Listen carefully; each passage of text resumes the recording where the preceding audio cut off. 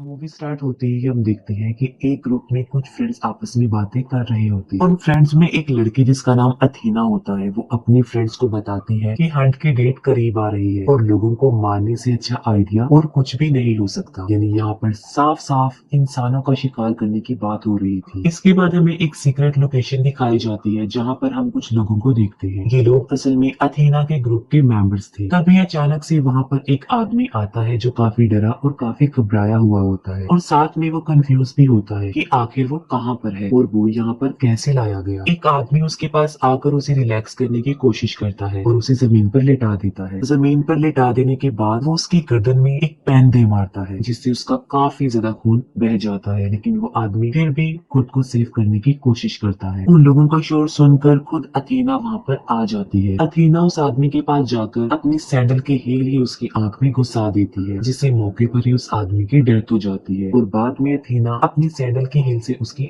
आंख हटाती है। फिर हम एक लड़की को देखते हैं जिसकी आंख खुलती है और वो देखती है कि वो एक जंगल में है और उसके मुंह को बेल्ट से बांधा गया है। उस लड़की के अलावा वहाँ पर और भी बहुत से लोग थे जिन्हें प्रिजनर्स बनाकर वहाँ पर लाया गया था। उस जंगल के साथ एक ओपन एरिया होता है जिसके बिल्कुल बीच में एक काफी बड़ा वुडन बॉक्स पड़ा था। उनमें से एक आदमी उस वुडन बॉक्स के पास जाकर उसे ओपन करता है, जिसमें से एक छोटा सा पिग बाहर आता है। उस पिग के अलावा उस बॉक्स में काफी ज्यादा वेपन्स भी थे जिन्हें वो सब ले लेते हैं। उस लड़की को वहाँ पर एक की मिलती है जिसकी हेल्प से सबके मुंह पर लगी हुई बेल्ट्स खोली जाती है। तभी अचानक से उन लोगों पर कोई फायरिंग करने लगता है और उस फायरिंग में सबसे पहले वो लड़की ही मरती है और वो फायरिंग कोई और नहीं बल्कि अथीना के ग्रुप के मेंबर से कर रहे थे। उन लोगों में से एक आदमी नोटिस करता है कि ये फायरिंग काफी दूर से की जा रही है। एक औरत वहाँ से भागने की कोशिश करती है जो कि एक ब्रिज में गिर जाती है। एक आदमी उस लेडी की हेल्प करने के लिए जाता है और वो देखता है कि वो स्पाइक्स पर गिर गई है। वो उस लेडी को बाहर निकालता है और वो दोनों जंगल की तरफ, लेकिन वो लेडी दोबारा से जाकर उस ब्रिज में गिर जाती है। तभी एक दूसरा आदमी उस लेडी की हेल्प करने के लिए आता है, लेकिन उसकी हालत काफी खराब होती है क्योंकि उसकी बॉडी का नीचे वाला पार्ट ब्लास्ट हो चुका होता है। वो लेडी उस आदमी से गन स्नैच करके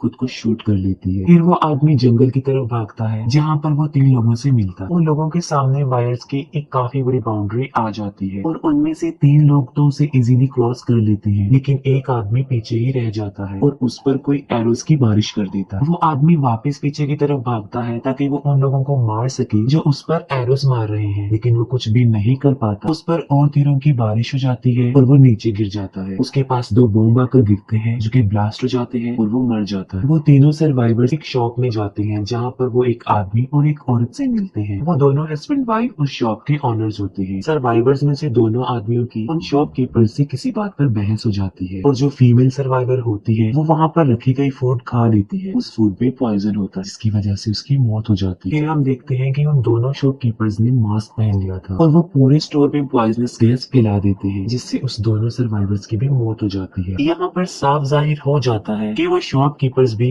अथीना के साथ ही मिले हुए थे। फिर वो अपने स्टोर को क्लीन करने लगते हैं। वो डेड बॉडीज को भी कहीं पर छुपा देते हैं। वो बिल्कुल अपने स्टोर को ऐसा बना देते हैं जैसे वहाँ पर कुछ भी ना हुआ हो और अब वो अपने अगले शिकार के लिए तैयार होते हैं। तभी वहाँ पर एक लड़की आती है जिसका नाम क्रिस्टल होता है और ये लड़की ही कहानी की मेन कैरेक्टर। क्रिस्टल उनसे पूछती है कि वो किस जगह पर है और वो उस शॉप से एक सिगरेट भी परचेज करती है, लेकिन जब उसे वापस चेंज मिलती है तब उसे उन शॉपकीपर्स पर डाउट होने लगता है और वो गन से उन दोनों को मार डालती है। क्रिस्टल बाहर आकर एक ट्रक का नंबर प्लेट रिमूव करती है। उस नंबर प्लेट के पीछे एक और नंबर प्लेट होती है जिससे उसे यकीन हो जाता है कि जो लोकेशन उसे बताई गई है वो गलत है। असल में वो किसी और ही जगह पर है जिसका उसे खुद भी नहीं पता। उसे उस ट्रक में ही कुछ वायर्स भी मिलती हैं जो कि एक बॉम्ब से कनेक्टेड होती है। तभी वहाँ पर एक आदमी आता है जिसका नाम गैरी होता है और क्रिस्टल उसे बताती है कि वो ट्रक ब्लास्ट हो सकता है और क्रिस्टल और गैरी वहाँ पे चलने लगते हैं। तभी उनके साथ से एक ट्रेन गुजरती है और क्रिस्टल जल्दी से उस ट्रेन में चढ़ जाती है और उसको देखते देखते गैरी भी उस ट्रेन में चढ़ जाता है। उन्हें वहाँ पर और लोग भी मिलते हैं जो कि रेफ्यूजीज थे। गैरी क्रिस्टल को बताता है कि ये लोग सिर्फ उन्हें गुमराह करने के लिए यहाँ पर आए हैं और कुछ भी नहीं, लेकिन क्रिस्टल उसकी बात पर बिलीव नहीं करती। कुछ दूरी पर जाकर उस ट्रेन को कुछ सोल्जर्स रोक लेते हैं और सब लोगों को बाहर निकालते हैं। गैरी उन सोल्जर्स को बताता है कि ये सब रेफ्यूजीज फेक हैं, लेकिन वो उसकी बात पर कोई ध्यान नहीं नहीं देते और वहाँ से चले जाते हैं। तभी एक आदमी गैरी के पास आता है और उसे कहता है कि आई डोंट थिंक सो कि वो लोग तुम्हारी बात पर बिलीव करें। उसे इंग्लिश लैंग्वेज में बात करता हुआ देखकर गैरी काफी परेशान हो जाता है। तभी वो आदमी कुछ बातों को रिवील करता है। वो कहता है कि उसके अलावा सब लोग, सारे रेफ्यूजीज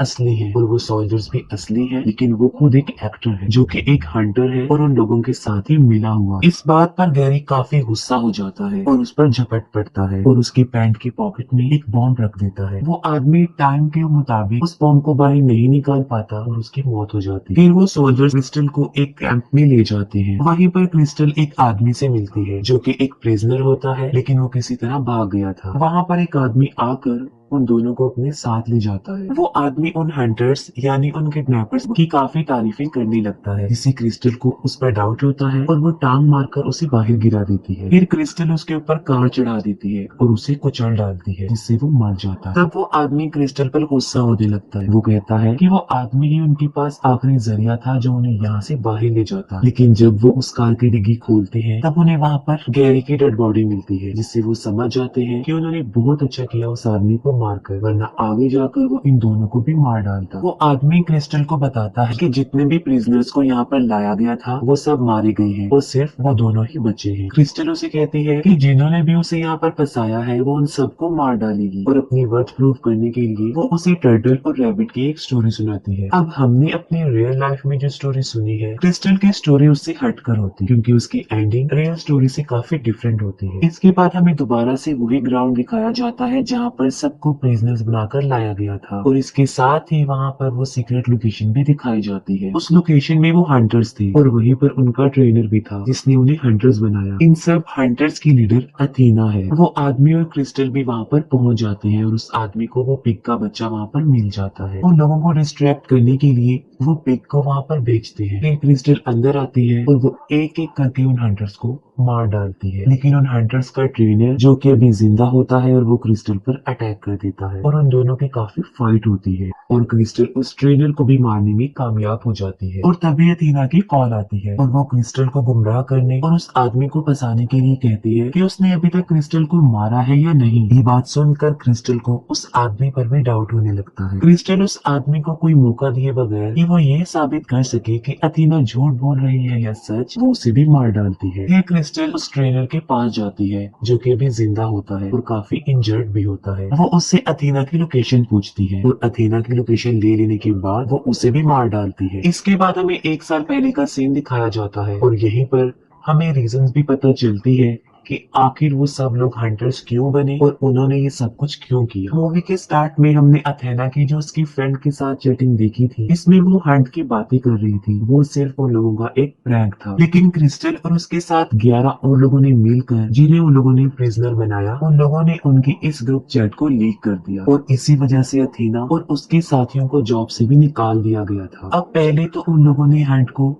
सिर्फ एक मजाक के तौर पर ही लिया था, लेकिन जब उनके साथ इतना बुरा हुआ तब उन्होंने ये बात डिसाइड कर ली कि वो इस मजाक को रियलिटी में बदल देंगे, क्योंकि उन्हें अपना बदला लेना था। और इसीलिए उन लोगों ने उन सब लोगों को जो इसमें शामिल थे फंसाने के लिए ये ट्रैप किया। क्रिस्टल जब अथीना की लोकेशन पर पहुंचती है तब वो देखती है कि अथीना खाना बना रही है। उन दोनों की बातचीत होती है। अथीना क्रिस्टल को कहती है कि उसे उसके बारे में सब कुछ पता चल चुका है और वो उसकी फैमिली बैकग्राउंड का मजाक भी बनाती है। तब क्रिस्टल उसे कहती है कि वो जिस क्रिस्टल की तलाश कर रही है वो ये नहीं है, बल्कि वो किसी गलत क्रिस्टल को उठा लाई है। फिर क्रिस्टल और अथीना के बीच काफी ज्यादा फाइट होती है और वो दोनों इंजर्ड हो जाती है और नीचे गिर जाती है। इसके बाद वो दोबारा फिर से उठती है और फाइट करने लगती है, लेकिन लास्ट में क्रिस्टल जीत जाती है और अथेना हार जाती है। अथेना मर जाती है और क्रिस्टल देखती है कि उसकी डेड बॉडी के पास एक रैबिट बैठा हुआ है। यानी यहाँ पर वो स्टोरी प्रूव हो जाती है जो क्रिस्टल ने उस आदमी को सुनाई थी। असल में टर्टल क्रिस्टल थी और वो रैबिट अथेना थी। फिर क्रिस्टल उठती है और वो अथेना का बनाया हुआ खाना खाती है। फिर वो अथेना का ही ड्रेस पहनती है और उसके डॉग को लेकर वहाँ से चली जाती है और वो अथेना के प्राइवेट जेट में जाती है। वो अथेना के प्लेन में जाकर पायलट को टेक ऑफ करने के लिए कहती है और इसके साथ ही ये मूवी यहीं पर एंड हो जाती है।